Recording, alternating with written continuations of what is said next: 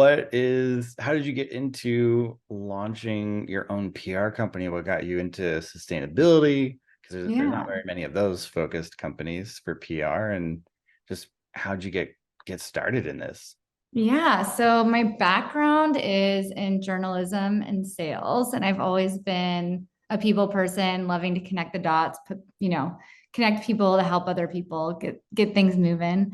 Yeah. And kind of with that personality, PR came naturally to me. And I first started working in PR for a tech company based in Austin.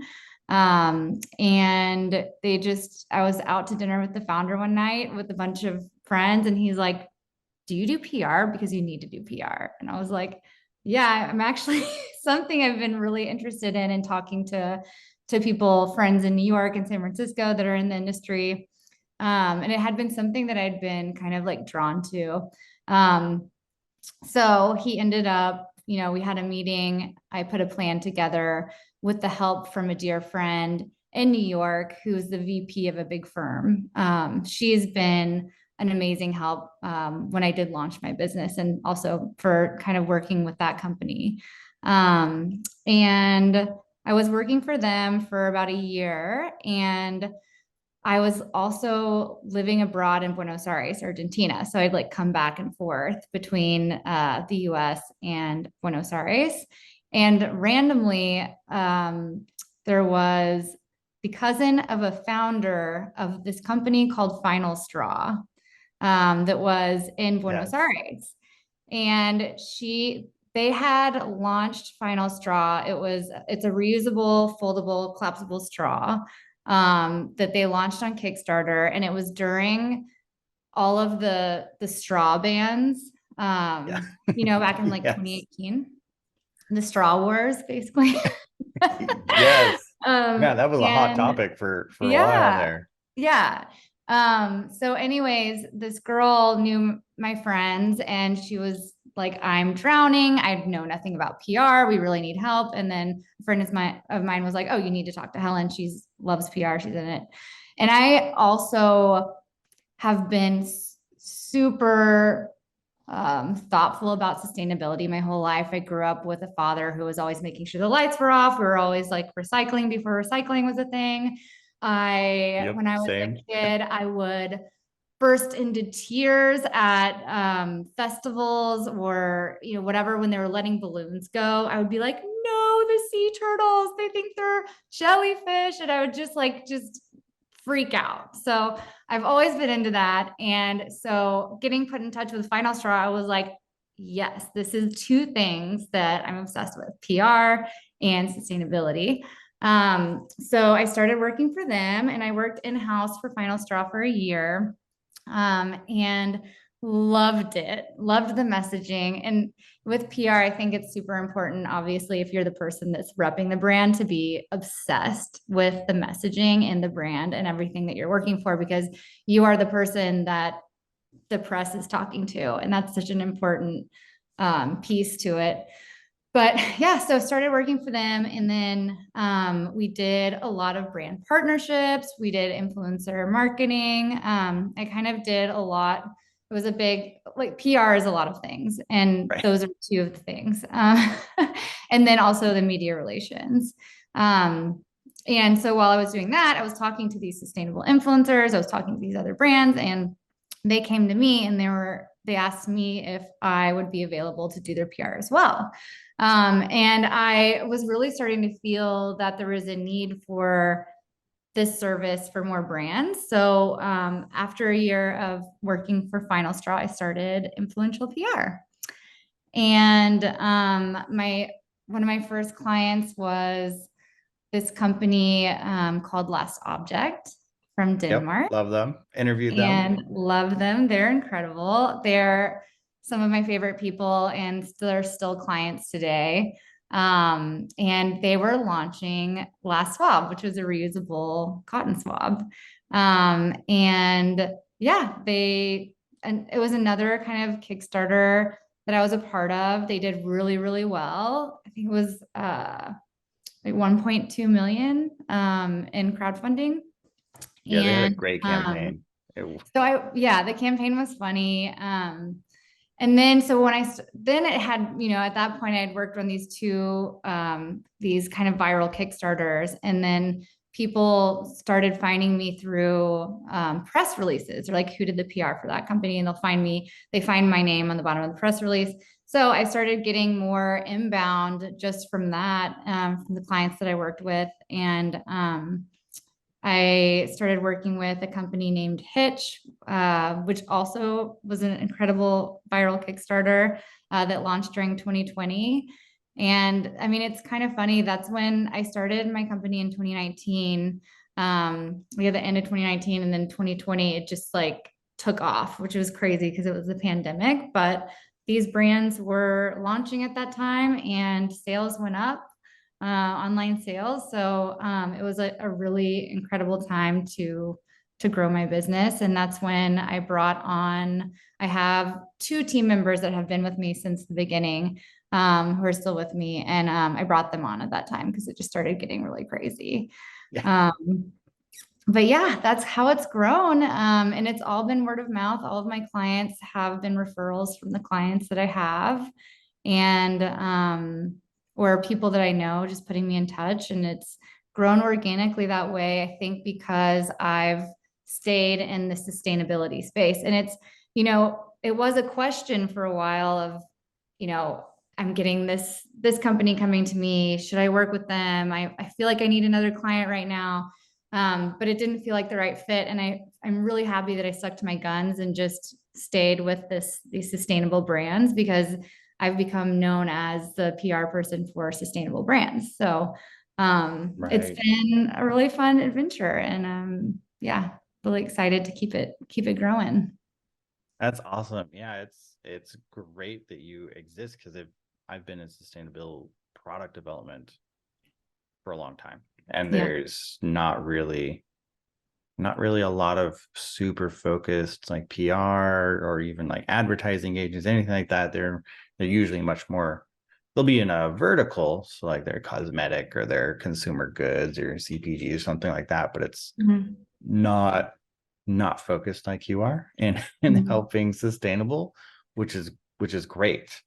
Yeah. Uh for sustainable brands, because you've been working with them for a while, is there anything just kind of generically or that you typically find that is unique? Like, is there a uniqueness to how you can actually do PR with sustainable brands, or Yeah, what definitely. I what's that special yeah, difference that makes it makes it unique? I feel like these types of brands are founded by people that care a lot and that have a really incredible background in sustainability. So for me, that's really fun for thought leadership. So with these founders, we're able to do ghostwriting and pitching out articles, that these founders are finding, it's something that they can speak to and educate the public on. And I love that. That's one of my favorite pieces. There's four main kind of pillars to my business. Thought leadership is one. Media relations is one. I feel like with media relations, the the media actually like really responds well to new sustainable brands. They're excited to talk about it. It's something people are more thoughtful about right now, and people want to have like good, healthy, non-toxic products in their home. They want to be thoughtful about what they're purchasing. And so with that, I feel like there's always a really good story behind the brand as well. So pitching media, there's usually a lot of good like teeth that these stories have. Um, Mm, Another part, like the third one, is affiliate PR, which is including affiliate links. When these are CPG brands, media now really wants affiliate links in their articles, because that's how they're making money. mm, So with sustainable brands, because people are really wanting to learn about them and purchase them, we are finding that that are working with these affiliate links, different publications are wanting to put these brands in their publications and write articles about them. do, Okay. reviews and things like that. Um, Mm, and the way that works is you just set them up on an affiliate platform, you create a unique link, and that goes to that publication. And you can see purchases that come through that. So it's also a really good way to measure the value of PR, that right. wasn't really Yeah. available before. With traditional media relations, it's a little bit tough to know, like, if you're getting anything. I mean, you are usually getting something out of it, even if you're not getting sales, you're getting some type of notoriety. Even if you're It's getting, more brand yeah, awareness brand awareness. Yeah. I than mean, say you get into Forbes, and you can then say as seen in Forbes too. Like, there's just so much that can be used. You can use them in your newsletters. You can say, like, this article came out about us, check it out. Socials, all that kind of stuff. There's just so much that you can do with it. right. Um, yeah. Right. So, and then of course, influencer campaigns as well is like the fourth one. And so for influencers, we've found, with creators, these days they do want to be paid, and, like, Yep. paid well, and making like beautiful content, because they are artists, right? Like, they're creating this content. There are, of course, like different types of campaigns that you can do with affiliates, or, giving product to something that's like hyper focused in this certain area. And they'll be happy to just post with product. There's just so much that you can do with influencers. It's like crazy. Right. And Right. we have actually, a team member, who focuses solely on influencers, and she came from a really big influencer agency in New York. So that, piece of our Mm. business has been super fun to grow. Are you finding that influencers, because I feel like there's a trend, and you can add your thoughts to this, but I feel like there's a trend where this like sustainability is almost more of a requirement for Mm-hmm. products like consumer. It's not like 20 years ago when it was like, oh, sustainable, and like you could just sell something based on it being sustainable to this small group of people. Like Yeah. it feels a lot more like it's an expected thing. Yeah. Are you seeing that on like the influencer side as well? And like, and you mentioned, publications are much more interested. Do you Mm. feel like that's a advantage? Like it Yeah. I mean, I or think it really depends on the person. okay. There are so many people that do not care also. And that's horrible. There's people that are doing their, product roundups of things that are just, fast fashion, or, the influencers that are like, oh, this is, what is it called when they get like this huge like bag of stuff from Forever 21, and, oh, this is like my Forever 21 haul, and they're like trying it on in front of the camera, and it's just like, this is so bad. And Right. people watch that and people buy those clothes. But I think it is getting more important and popular, to the generation, like younger generations are really starting to care. And the people that we work with really care, but it's not everyone. But it is trending that way for sure. Hey, it's Ian here. So glad you're enjoying this episode of Conscious Design. If you want the full scoop on conscious design, what it is, how we do it, how you can do it, then check out our book. We wrote it so creative entrepreneurs like you can code social and environmental responsibility right into your brand's DNA. You can download the first chapter for free. Link is in the description. Enjoy the rest of the episode. Don't forget to like, subscribe, and share. Do you find, kind of with that in mind, do you find that you're able to use, like, how heavily can you lean on sustainability versus features, right? Like solving a person's problem. Is that I Yeah, that's a really good question. I I think it's so I've seen a lot. I've worked with a lot of different brands, and I've spoken to a lot of different brands. And, I've seen, there's an idea, and it's like, oh, this is like sustainable. It's better than what's out there, but it's sustainable, but it's better for the earth than what's out there, but it's not better than what's out there. So it's like an inferior product, and right? it doesn't do well. So there's like Yeah. that. And it also, I think people are open to changing their habits, but not like too much. You know, I think like why, like Last Swab, for example, it was such a hit and it still sells like crazy. And we get press for them constantly just for Last Swab. And, you know, they have a bunch of other products, but their first product does so well because it looks exactly like a cotton swab. You just, you know, Right. and you can just wash it with soap and water. You're not changing that habit of like whatever you're doing with the cotton swab every day. But like, you know, Oh there yeah. are other products that come out that just, you know, they're clunky, they're hard to put together, they just don't, it's an inferior product to whatever else is on the market. And so it's harder for people to adopt those. So, you know, when I am talking to people that are starting to develop products, I talk to people all different, you know, during all different times, and they may not be ready for PR, but they want to start the conversation, or they're just thinking maybe they're ready, but they're not yet. And for me, I'm like, wait until You you got to be have the ready. website up, wait until you have the product ready. There's a lot that needs to go into getting something ready to actually do PR at the right time, so you're not wasting time and money. But yeah, I think just some advice that I've given to people that I've spoken to is just like, try and figure out how to make this as easily adoptable as possible. And if you can, better than what's out there, because that Right. is actually what's going to make the difference. Right. Actually, and this is great to hear from you on the PR and marketing side, but that's been what I've seen because I've worked with so many startups and I've seen so Mhm. many okay ideas that were, you know, way more sustainable. It's like, oh, great, you figured out how to make it more sustainable, but it's not as convenient, or it's not right. It's harder to use. It's uglier. It's, you know, all these things kind of stacking up against it. And I feel like there was a time when you could do that and launch it and kind of just stand on it's sustainable and people were Mhm.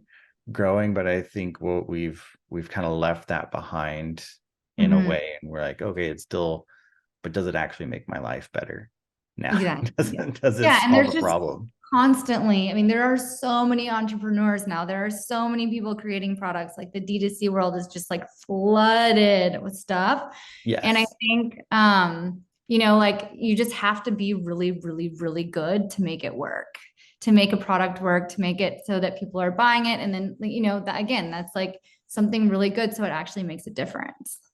So yeah. Yes.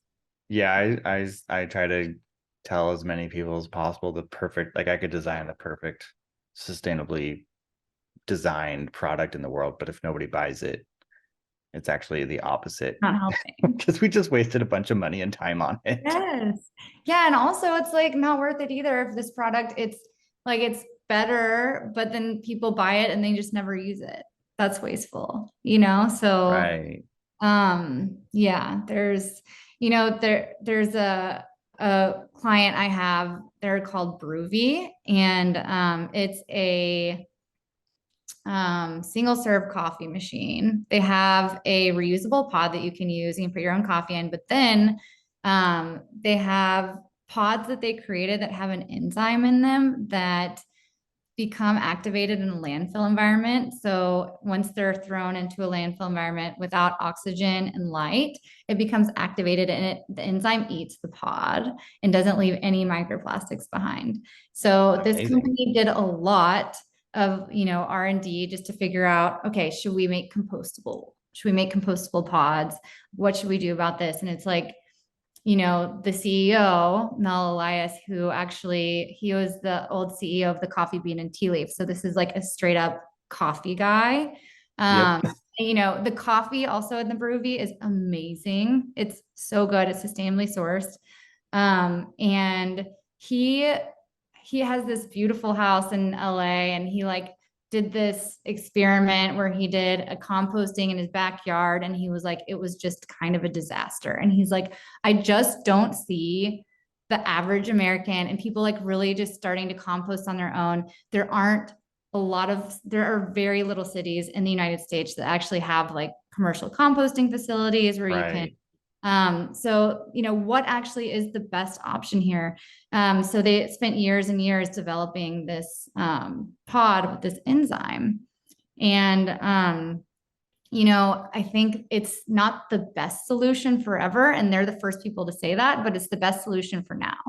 And it's something that's like good, that is, they're doing their best with what we have now, So I really liked that thought process. And yeah, so.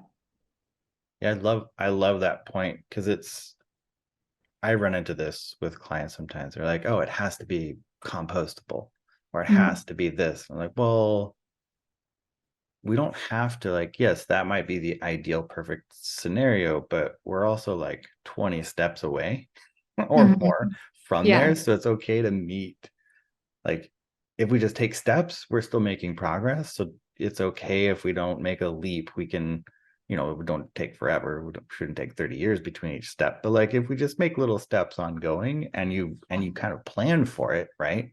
Like, maybe that coffee company, like, oh, for now it's this, and then we're working on, version 2. When the market's ready, it'll do this.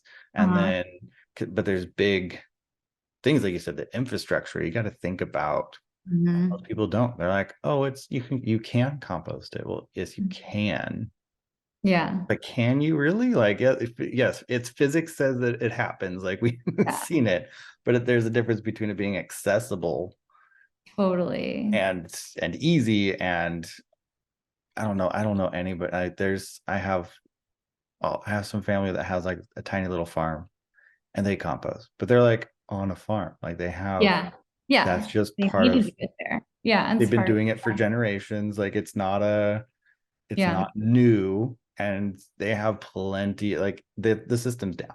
Like, it's not, they don't have to rely on a city system to be able to do that. So it's good. I always love it when I hear about brands that are actually thinking about what can we do today, and not, I mean, keep thinking hypothetical, but it's really hard to market it, especially, from to engage with you and have you be able to do something with that. It's got to be now, and not 10 years from now. Do you work with, because you said you have, companies that are really early stage. Do you find that it's beneficial? Like, would it be a smart choice to take, I have an idea, should I go talk to Helen and see, hey, this is the idea, before, like, we're maybe like 2 years away even, but here's the idea, and get a really good picture of, okay, let's say everything goes well and I have this product. Can you actually go market it? Can you go, is there a way to apply PR? You could ask it's really hard to know what's going to work. I feel like I've seen companies come and go, and I've worked with companies, and the companies that a lot of the brands I work with, I've been working with from the launch, and we have worked together for years and years and years. And what I've seen with those businesses is typically they're not first-time founders. They've run a business before. They like that. I think that's one of the biggest problems with startups, is that people just don't know how to run a business properly. They don't know, when, that's true. Like how to properly allot finances, or, there's just so much that goes into running a business. And then also, like, is it a good idea? Does it have legs? Can it be something that people can use easily and can make a really big difference and has a great brand story behind it? Is it something that is, the brand, there's just so much. Is the branding good? The packaging, there's just so much that goes into it. But yeah, I mean, I love talking to people in any stage just to figure out, what they're looking at and what they're interested in doing. I can definitely help them just say, like, okay, I think this has a good story, or this doesn't. And I've definitely said to people that have come to me that I don't know, especially if it's like an older business that maybe doesn't really have, like, they have a little bit of a sustainability angle, but they're reaching a bit. And it's just like, I don't know if there's really much that can be done here with PR, you know? So I think PR is something that's really great for, you have a brand, your brand is launching. PR is amazing for that. We are the sustainable brand launch experts. That is what we really excel in. And then also if you're doing, you know, certain marketing campaigns that you want PR support with, certain days. I mean, Earth Day obviously is like our biggest day in Earth Month. Right. And then gift guides, if you're CPG, gift guides are a really big deal. We get a lot of people coming to us in the fall to do gift guides, but really we start doing gift guide pitching in July. So, you know, a lot of these publications get their guides ready like far before the holidays. So, yeah. Right. Mhm. Yeah, that's something people don't think about too. It's just how early. Because you would think, right? Yeah. Oh, gift guide is in Christmas, maybe it comes out. Everybody decide what goes into it in September or October, like, but it's not not always. It just, I'm sure I there's mean, there some. are some, yeah, there are some for sure. There, you can pitch, I mean, we're pitching like up until November, you know, with gift guides. We're pitching just to the last minute to get as much as possible. But yeah, I mean, with PR, I always tell people it's just a time consuming thing. It takes a long time to get, and also you want to make sure that when you engage with the brand that you're spending the right amount of time to make sure that you're both on the same page, the messaging is right, and you're creating the brand persona that they want you to the media. Are you, this brings me to a question. Because you mentioned story a lot, and that's right. Yeah. Good PR is storytelling. Yes. I've run across quite a few companies over the years that they don't have necessarily a great compelling story. It's not like, yeah, there's just not a great story, but it's still a good product. How you know, somebody has examples, somebody has an idea, it's not their field, but it happens to be a good idea. They patented it, people like it, but there's no like, oh, one day I had this problem. Like there's no like story to it. It's just, oh, I had an idea and it solves this problem. Like it's very analytical to a fault. So like how, well, I think I do mean, you there's handle not that? always a great story. Like there's not always like some like aha moment. It's just like, I had this idea, but the story is the problem it's solving. Like that's the big story, you know? I think there's so many different angles you can find. And that's why I really like doing the founder stuff too, because a lot of times if the founder has an interesting background, it gives the brand more credibility and it's another angle, it's another story to tell.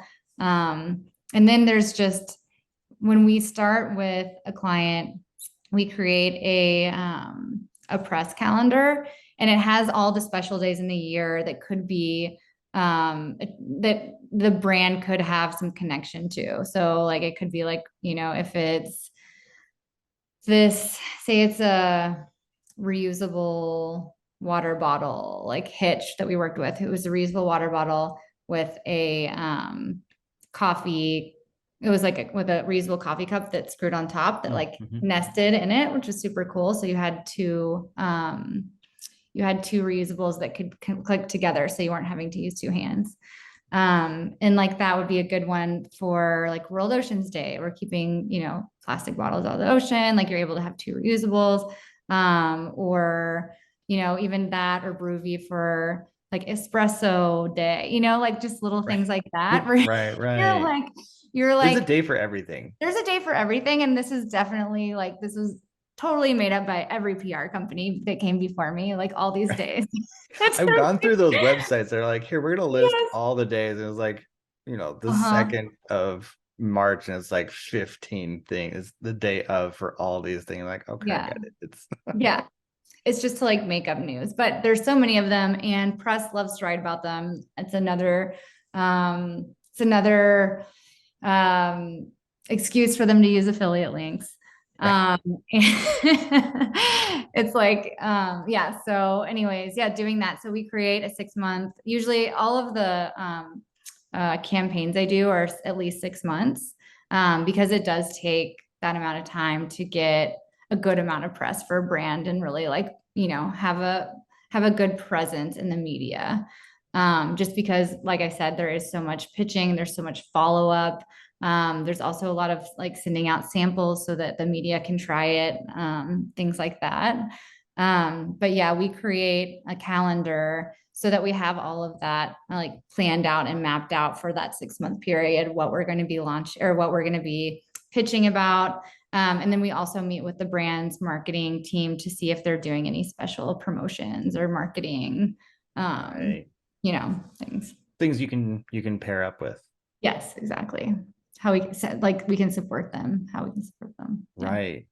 Now, sometimes brands will start to run out of time, right? And they're gonna try to launch for Christmas, but their product development is behind. I run into that Yes, quite a I was bit. with someone like 2 days ago that's in this exact It's, predicament. it's hard. It's product development's hard. So it always slides things. You And you know, talked about, yeah. having a 6 month runway and stuff like that. Are there certain things, because if you take the entire marketing PR umbrella, there's everything from like SEO that takes like a year to start to really Mhm. return. Do you have strategies that you're able to do if someone is like, hey, we're a little bit behind, we can't Yeah. provide you photography because it's in pieces up Yeah. until, like, are there So ways you can that person's activate? not ready. I mean, Yeah. I have like a bunch of questions I would ask. So I would say, do you have product to send? Do you have product like that is actually ready? It's not a prototype. You actually have the product that you're going to be selling in Christmas. I mean, unless you wanted to do for Broovy, we did like pre-sales around Christmas and then the product was ready in the spring. So you could totally do a pre-sales campaign around Christmas if your product isn't ready. Um, and it was great. It went really, really well, actually. And So pre-sales, because some people are anti, they're like, oh, don't even try, like, make sure yeah, you have the product, but your but if you have both could your work. product needs to be like ready. Right. Maybe you're not ready to like to be sending it out at Christmas. You need time, but like you need to have a working, if you're going to be doing that and you're going to be doing pre-sales and it's going to be shipping at a certain date, your product should be ready. You don't want to Yep. be like pissing off new customers. It's like not good. No, I tell everyone, you probably know, remember the Pebble Watch on Kickstarter? No, no, what was Oh, that? you should use it. It's been used as a case study so many Okay. times. It's called the Pebble Watch. Yeah. They might even still be the most successful. They raised like 14 or 15 million dollars on Kickstarter, and it was like early days of Kickstarter. So it got national news Yeah. because it was so successful. Yeah. Except they weren't actually ready and Yeah. they couldn't handle the orders. And so like 2 years later, they were still not delivering. They ended up getting divvied up, sold off, IP purchased by like So one of the yeah, other smart, like it it's not turned good. into a mess. And there's like people who got a Pebble Watch Yeah. that managed to get one, but so many didn't. So it was bad. I mean, that's the problem with Kickstarter is like they're ideas that aren't ready yet a lot of times. And the people making these videos maybe are great marketers. Maybe they can make a great video, but it doesn't mean that they're actually a good business person, that they can run a business well, you know? Yes. Yes. That So happens. yeah. Yeah, no, For sure. I've seen a very similar case just like that. And it's hard. And that's why it is really important if you're going to be doing pre-sales or anything like that to actually have like Last Object, for example, with Last Swab, they already had everything made. And before they launch anything, and they always launch on Kickstarter and Indiegogo as like a proof of concept to see if it's actually something that, people want. And they always have their products ready before even going on Kickstarter. Right. So they're like really, really, really ready. Yeah. And Yeah. that's so yeah, so that's PR and all of that. you should have product before? You want to have product, you want to have a website up, and you want to have high res images. Is there, because sometimes people will say, oh, well, hey, you need to build up a community before you actually launch your product and things Yeah. like that. Is Yeah. that, Yes. from your perspective, is that a yes, but you should still have your product ready? Or because some people do it way earlier, like, oh, Yeah, no, you kind should of definitely, telling the story of from what how they're I've seen, developing it. yeah. Yeah, from what I've seen, there's a lot of the preliminary marketing and email collection before a lot of these campaigns go out. And the more you can do on that, the more you can kind of tease it. This is specifically for like launches and Kickstarter launches. Yeah, building up that community is super important so that, I mean, if you're doing especially crowdfunding, that really helps with the first day getting a lot of sales. And that's great for PR too, because then we have something to, that's another pitch. Like, we obviously pitch, we're launching on this date. Would you like samples?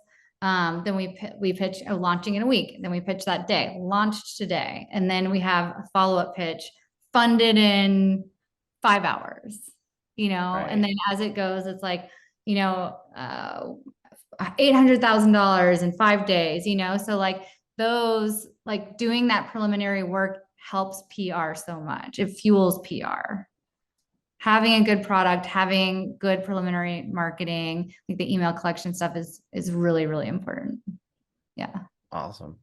Yeah. Well, we could talk about this. It's so much. There's so much Yes. to go into about PR. Yeah. But before we wrap up, I want to just give you opportunity to share if there's anything else, any pointers, tips, things that people should have ready before engaging PR, because I think that's, you don't want to be not ready. It's kind of like, coming to me for product development and saying you have $5, like can't really do anything with that. Yeah. I think it's really important, just from what I've seen in the years that I've been working, especially in this field. I think having a working product ready that, you're not looking for suppliers, you have that all locked down, unless it's like a Kickstarter or something like that. But if you're trying to launch a typical T2C company or something like that, having your product ready, having a website, having good high-res images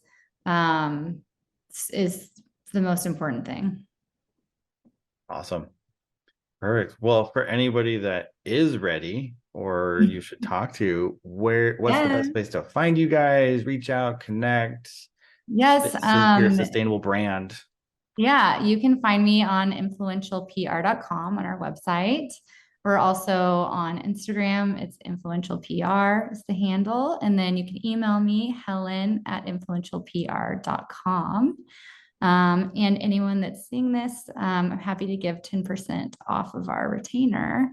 Amazing. Yeah. So if you're fantastic. seeing this, just mention this podcast and perfect. Well, and we'll have, for everyone listening, we'll make sure those are in the show notes. You'll be able to click on those things, get them really easy. And then, if you are a sustainable brand, you should talk to Helen about getting your PR going. So awesome. Well, thank you. I really appreciate you taking some time to share this. I think it's so important, especially for sustainable brands, to keep growing, to have the right help. So great to have you share your knowledge. And thank you for having me, Ian. This is fun. Amazing. Thank you so much.